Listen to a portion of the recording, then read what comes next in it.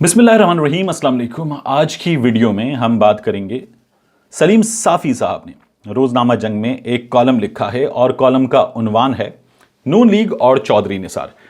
इस कॉलम में मियां शहबाज शरीफ साहब का जो सुहेल वड़ाइच साहब को इंटरव्यू था या जो नशिस्त थी उस पर बात की गई और अपने इंटरव्यू पर बात करते हुए जो उन्होंने मियां शहबाज शरीफ साहब का किया था, उन्होंने चौधरी निसार साहब को दुरुस्त करार दिया और नून लीग में जो चौधरी निसार साहब की मुखालिफत हो रही है उस पर नून लीग को गलत करार दिया है।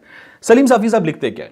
वो लिखते हैं कि मेरे साथ इंटरव्यू में शहबाज शरीफ साहब ने सुहेल वड़ाइच के कॉलम की तरदीद की, ना उनकी बातों को खिलाफ वाक़या करार दिया, फिर भी मुस्लिम लीग की सफाइयां देते हुए तासुर दे रहे थे कि जैसे सुहेल वड़ाइच साहब ने सहाफ़ती अखलाकियात की खिलाफ वर्जी की है।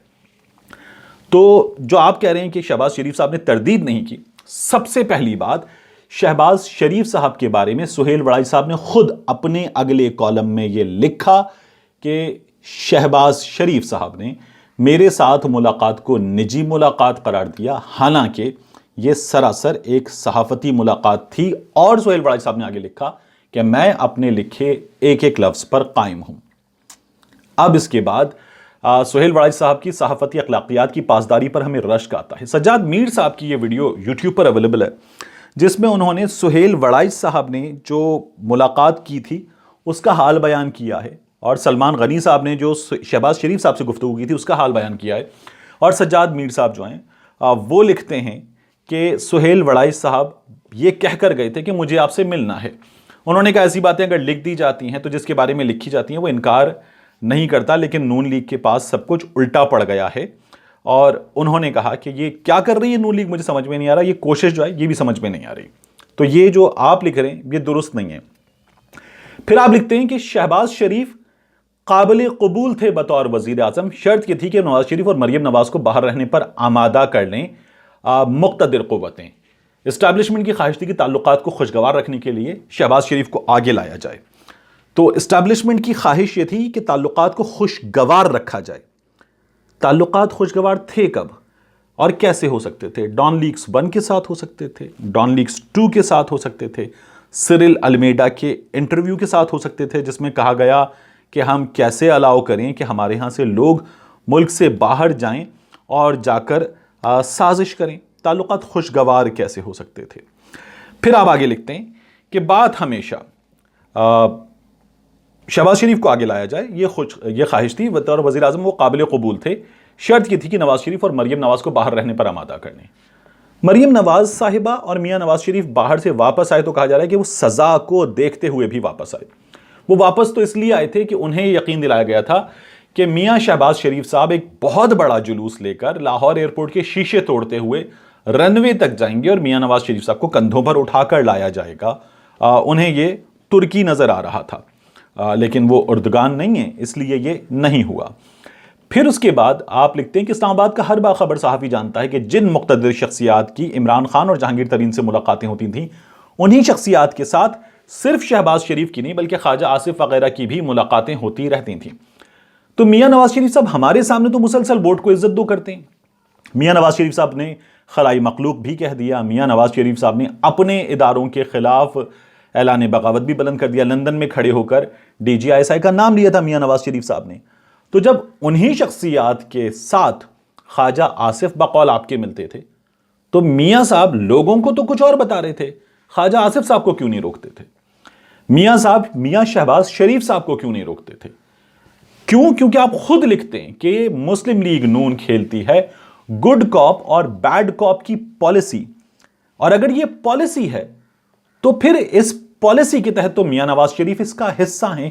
मियां नवाज शरीफ इससे अलग कैसे हो सकते हैं? फिर उसके बाद ये बतौर तालिब इल्म मेरे सवालात हैं सलीम साफ़ी साहब की तहरीर पर। आगे आप लिखते हैं कि बात हमेशा नवाज शरीफ और मरियम नवाज शरीफ की वजह से बिगड़ जाती थी। अगर उस वक्त शहबाज शरीफ अपने भाई को मुफाहिमत और मिट्टी पाव वाले बयानिए पर आमादा कर लेते तो इमरान खान कभी वजीर आजम नहीं बन सकते थे। मसला यह हुआ कि मियां शहबाज शरीफ बड़े भाई को छोड़ सके, एक मुफाहिमत की पॉलिसी पर अपना हमनवा बना सके और ना खुद उनका इनकलाबी बयानिया अपना सके। तो मियां नवाज शरीफ साहब का बयानिया इनकलाबी बयानिया है।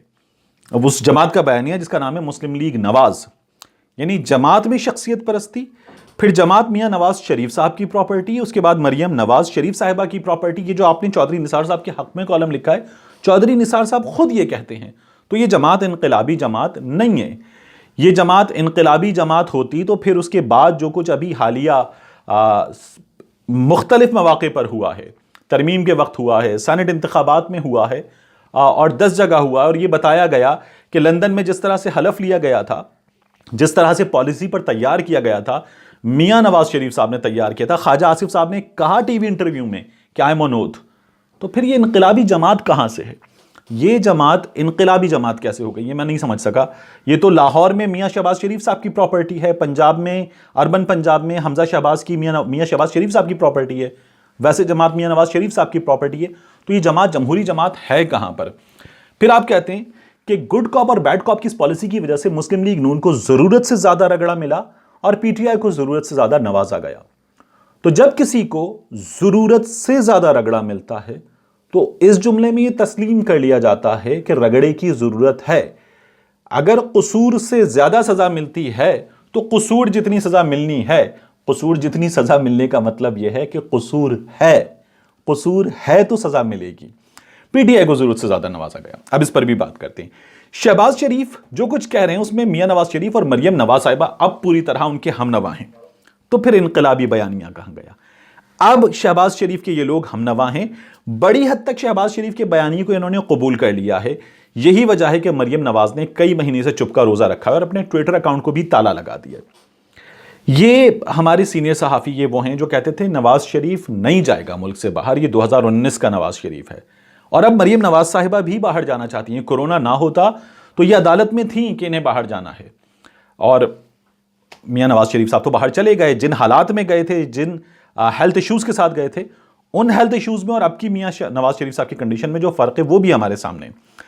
پھر وہ لکھتے ہیں کہ چونکہ عمران خان کو علم ہے کہ اب کی بار سارے شریف بالاتفاق شریف بنے ہوئے ہیں، اور ان کا خیال ہے کہ درمیان میں عمران خان کا یہ خیال ہے کہ درمیان میں کورونا نہ آتا تو شہباز شریف کی پالیسی نے اب تک رنگ دکھا دینا تھا، اور اب بھی انہیں خدشہ ہے کہ کورونا ختم ہوتی ہی شہباز شریف کی یہ پالیسی ان کے لیے مشکلات پیدا کر سکتی، اس لیے انہیں دوبارہ پھنسانا چاہتے ہیں.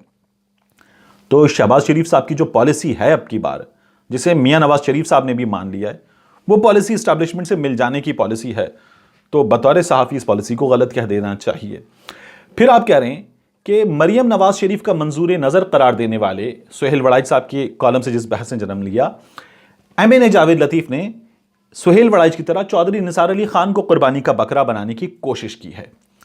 اتنی ہمت تو ظاہر ہے کوئی نہیں کر سکتا کہ 2014 کے دھرنے کے پیچھے اصل قوتوں کا نام بتا دے.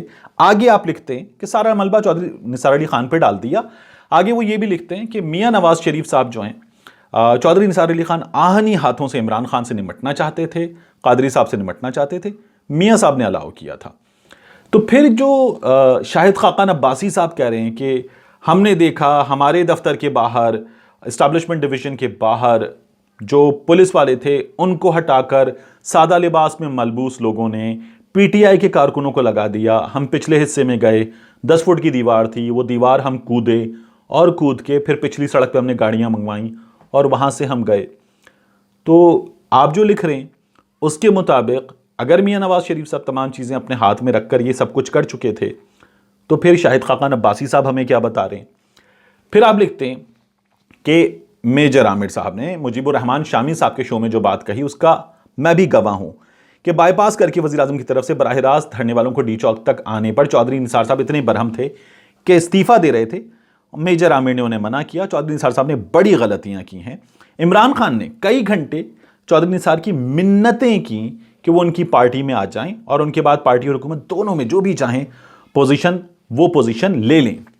تو عمران خان صاحب ان کی منتیں کر رہے تھے. اسٹیبلشمنٹ جو ہے، آپ کو یہ بھی نظر آ رہا ہے کہ عمران خان کو نظر آتا ہے ان کی حکومت ہے، اسٹیبلشمنٹ عمران خان کی حکومت بنانا چاہ رہی تھی، اور چودھری نثار علی خان صاحب جو ہیں وہ یہ بھی دیکھ رہے تھے. چودھری نثار علی خان اسٹیبلشمنٹ کے بھی آدمی ہیں اور شہباز شریف صاحب کی بھی حکومت بن رہی تھی. یہ کہاں مل رہا ہے، کیسے مل رہا ہے، یہ بھی میری سمجھ میں نہیں آ رہا. پھر آپ آگے لکھتے ہیں کہ اگر وہ اس وقت یہ پیشکش قبول کر لیتی تو آج عمران خان کے بعد دوسری طاقتور شخصیت ہوتے. تو تمام چیزیں عمران خان کے حق میں تھیں، عمران خان کو حکومت دی جا رہی تھی. تو پھر شہباز شریف صاحب کو حکومت کب مل رہی تھی؟ جو کالم کے آغاز میں مل رہی تھی. پھر آپ لکھتے ہیں کہ میجر عامر کے اس دعوے کا مجھے ذاتی طور پر علم ہے کہ چودھری نثار نے سب پیشکشیں اس بنیاد پر ٹھکرا دیں کہ وہ اس اسٹیج پر نہیں بیٹھ سکتے. یہ آخری پیرا ہے آپ کے کالم کا, جہاں سے نواز شریف اور ان کے خاندان کو گالیاں پڑ رہی ہوں.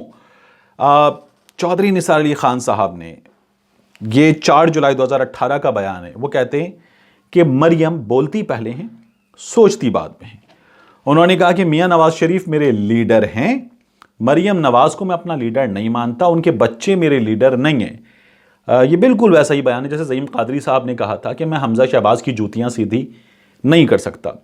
تو میری درخواست صرف اتنی ہے, انتہائی مؤدبانہ بطور طالب علم, کہ جو فیکٹس ہیں یہ آپس میں ہی ٹیلی نہیں ہو رہے ہیں. اور یہ جو عمران خان صاحب اگر اسٹیبلشمنٹ کے ذریعے وزیر اعظم بنا دیے گئے اور میاں نواز شریف کو سپریم کورٹ کے ذریعے فارغ کر دیا گیا ہے, تو پھر وہ جو پوری دنیا میں پاناما لیکس ہے وہ کیا تھا؟ کیا وہ بھی پوری دنیا میں ہماری اسٹیبلشمنٹ کی سازش تھی؟ ان سوالوں کا جواب جو ہے وہ نہیں آیا ہے.